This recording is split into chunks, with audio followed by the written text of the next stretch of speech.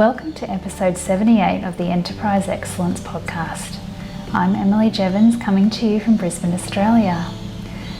This is the second bonus episode of 5, focused on how to sustain and achieve an enterprise excellence journey and transformation. Today's topic is creating your own way, creating your own enterprise excellence journey. These 5 short daily episodes are part of our Enterprise Excellence Academy and Community launch. Our Academy and community are dedicated to educating and helping organisations sustain and achieve an excellence journey to create a better future. Our first community meeting is on April the 28th, 2022. We mistakenly gave the wrong date in our first part of this mini-series. So just confirming that April 28th is our first virtual meeting.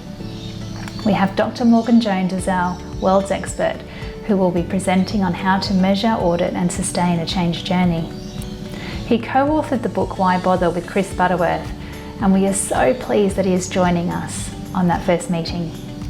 We're running the community meetings on a Thursday morning, once a month, from 7:30 to 9:30 a.m. So that first hour of the meeting, we'll be chatting with our world's experts, asking them questions and hearing their expertise directly. We're so lucky to have this direct access to the experts in our field. The second hour of every community meeting will be focused on helping one another overcome challenges in our own journeys. Our purpose for the community is to learn directly from our world's experts each month and to help one another sustain energy and direction. We're also running a competition for our listeners and our clients during the month of March, where you can go into the draw to win a place on one of our Agile certified training courses. This could be in either our combined Product Owner and Scrum Master course, or in the Agile Scrum at Scale course. We're so grateful to be able to offer this opportunity to one of you. We'll be drawing the winner at the end of March. To enter, just reach out to us. You can find us on our website, theenterpriseexcellenceacademy.com, and contact us. You could email Brad or I directly. Brad's email is bjevons@iqi.com.au and I'm ejevons@iqi.com.au. Or you can find Brad on LinkedIn and shoot him a message there. Just reach out to us and we'll pop you in the draw to win that great prize. We'll draw the lucky winner at the end of March and we'll let everybody know who that is. Thanks again, everyone. We truly appreciate you. Okay, let's get to the episode for today. Episode 78 is creating your own way, creating your own enterprise excellence journey. Brad, what do you mean when you say creating your own way? Yeah, especially in today's age where a lot of employees have been through a lean journey before that's failed, or a Six Sigma journey that's failed, or even an agile journey that's failed. You know, there's a lot of people that are thinking, here we go again, whenever someone deploys something like this. Mm-hmm. And also to, you know, frontline employees or anyone, or management leadership, they often see it as that's someone else's thing. That's Toyota, or that's the IT world, or and it just forms that instant resistance. Mm-hmm. You know, where people feel like we're bringing in some fad from another organisation and trying to change ourselves. Yeah. And it can just all go really wrong. Yes. Yeah. I actually saw a funny thing watching an episode of Boss Baby with our kids Miranda and Charlie yesterday. Yes. Which was about one of the Boss Baby being up against a consultant, which he was calling like a seagull, which made me feel a bit awkward. But you know, this seagull that flies in with this program and this different way of doing things, and then craps all over the organisation and flies back off again. And it was quite confronting with me being a consultant. But I think that's how organisations feel. You know, they feel, oh well, here comes this lean consultant in again to bring in lean or bring in agile.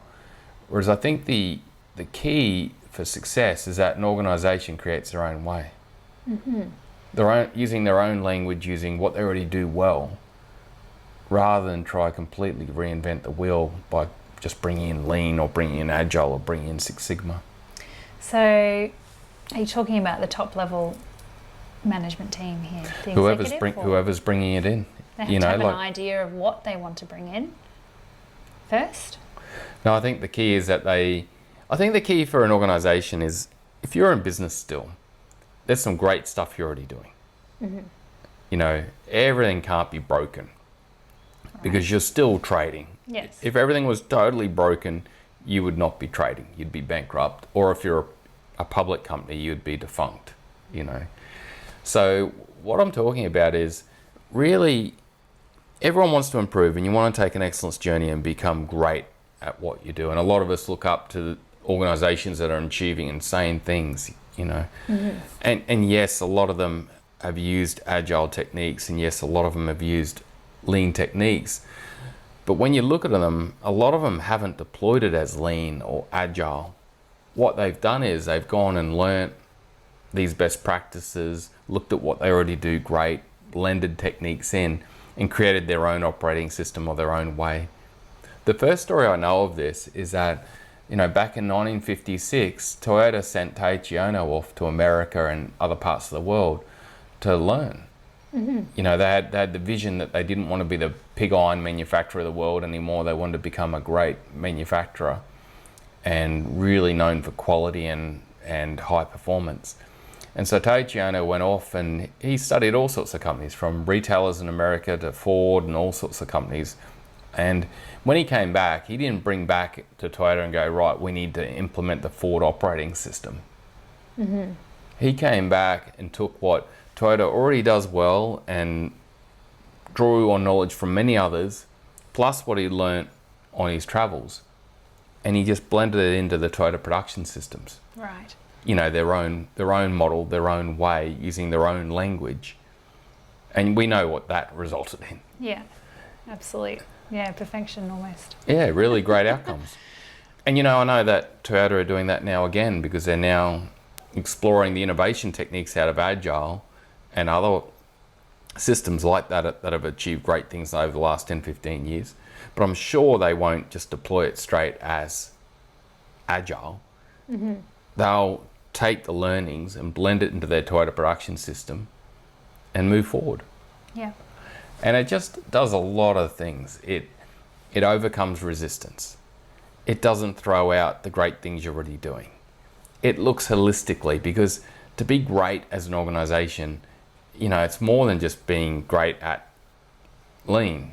You know, you got to be great at your cultural and your people aspect, which is onboarding, coaching and development, one-on-ones, Gamba leading from the front as we know it, all sorts of aspects. You've then got a whole process piece, which the quality world's got so much great stuff on, and most organizations are already doing great things with. The key for me is going, right, to be an excellent organization, to be truly great, what are the things we've got to be really good at? And you can define that as a team or involving key people in your organization. I'd recommend from all levels. Mm-hmm. You know, leadership as well as middle management, front line, key people. You're sort of that change group that John Cotto talks about, or your change team. And then create your own language for it too, bud. Yeah. You know, what language is already in your company, already in your culture, and create that language in your own way. You're already breaking down barriers of resistance by doing this. Mm-hmm. Yes, yeah. And especially in countries like Australia, like I mentioned last episode, where there's, you know, low power distance acceptance and low level of power distance, and also a lot of individualistic elements of our culture. Yeah, yeah. And it just plays to that. I've seen some companies in Australia too, like BHP, I think, doing a great job at the minute with their BHP operating system. And you've got, you know, Danaher's been known for a long time to do the Danaher business systems. Mm-hmm. I've been into one of the Amazon warehouses, and I see that, you know, they have their own approach, their own language for everything. Yes, you can see there's techniques of lean, and yes, you can see there's techniques of agile, but yeah, it's their way. Yes, yeah. Yeah. Yeah. Their language. And I think there's just absolute power in that. Absolutely, yeah. Mm. Yeah. Takes a little bit more work up front. because you've got to go through a journey to learn, first of all. Like, I'm not saying don't learn about Agile, don't learn about Lean, don't learn about Six Sigma, don't learn about best practices in quality or best practices in people and culture, onboarding and development. That's the exciting bit. You as a team, you can really draw on best practices, learn, and then actually look at, okay, so what have we already got? What do we already do well? What's our language for it? Where's some gaps? Okay, well, what are those gaps? And okay, well, what would excellence look like in these things for us? Yeah. And basically, you're creating your own evolution of a journey, really, which is really cool. It is really cool. Yeah. I'll just say that, as a final key element of it, if you look at it, throughout the whole journey of excellence, it's all been an evolution, right? You've gone from the early days of what was happening in England. You had Henry Ford learn and create the Ford car, and he was able to make it in a low-cost way for the masses, and he had a really clear system of flow and just-in-time going there. You had the Toyota production systems come along, which was an evolution from all that, plus what they added to it. You had from there TQM come along, which drew on Deming and Drucker and Toyota and others. Then you had Lean come along, which drew on all that. And then coming down the sideline, you had Agile developing, which was drawing on what was happening in Toyota and Lean, but also drawing on best practices out of the world of military and different things like that. The SAS and Lockheed Martin Skunk Works and different elements I'm sure Jeff and Ken drew from. But it's all in evolution. It's beautiful to think about, isn't it? And that's, that example of creating their own way is taking world's best practice. Yeah. So sort of having a thorough understanding of what that is, and then making those improvements into their own kind of own language, and maybe lifting it up to a whole new application in a different industry, perhaps. That's it. Yeah. Create your evolution of it. Yeah, it's so cool to think about. Yeah. Takes a little bit more effort up front, but boy, the effort it saves you down the track is huge. Yeah. It's a lot easier to put a bit more effort up front to study best practice and what we already do great and create our own language for it and our own approach. And then maybe we have to build some of our own decks or think about our training and our development approach. But boy, the speed you get on deployment and the speed you get on uplift is so much faster. It saves you huge amounts of time. Yeah. So it is a bit more longer term thinking rather than short term thinking, Yeah. which again, our culture is not necessarily great at. Short term is let's just roll in the training that's from Agile or Lean or what's already out there. And yes, you need to learn that, but let's just train our whole company on Agile. It's like, whoa, okay. Yeah. No, that's... So, a little bit more work up front, but I'd say that to actually make a transformation stick and to truly achieve great things, it diminishes the amount of work and gives you greater chances of success over the long run. Yeah, so you're sort of saying in an existing organisation to create their own way, you're going to get a little change team, which is a little team made up of how many people? Well, up to between 5 and 10. That's optimal. Yeah. Yeah, from all levels of the organisation. And they're going to look at what their purpose is as a company. What are they producing for customers? What are they doing great already? Are there any little improvements in those systems or processes? And then where are the gaps? And what do they need to, what does excellence look like in those gaps? Is that what, yeah. And they may be drawing in techniques, like multiple techniques out of Agile and tools out of Lean that they think are going to be great for them, but it doesn't mean you have to call them that. Yeah. It's what's your language for it and really blend it in. building it into what they're doing that's really good now. Just tucking in some little extras. Yeah, and I think we're going to talk about that more in the next episode, which is going to be around, well, then how do you define what excellence is, measure and adapt it? Yeah. So it should be pretty cool. Yeah, cool.